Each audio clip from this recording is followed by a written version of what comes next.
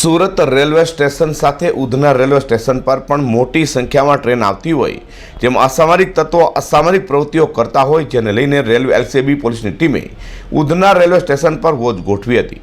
તે સમયે દારૂ સાથે 3 ખેપિયાઓને રેલવે એલસીબી પોલીસની ટીમે ઝડપી પાડ્યા છે. સુરતમાં ટ્રેનો મારફતે અસામરિક તત્વો અસામરિક પ્રવૃત્તિઓને અંજામ આપતા હોય છે. અગાઉ પણ પોલીસે રેલવે મારફતે દારૂ, ગાંજો સહિતની વસ્તુઓ શહેરમાં ઘુસાડનારાઓને ઝડપી પાડ્યા છે. તે સુરત રેલવે સ્ટેશન સાથે ઉધના રેલવે સ્ટેશન પર પોલીસ હવે વોચ ગોઠવી રહી છે. ત્યારે રેલવે એલસીબી પોલીસની ટીમે બાતમીના આધારે ઉધના રેલવે સ્ટેશન પર વોચ ગોઠવી હતી.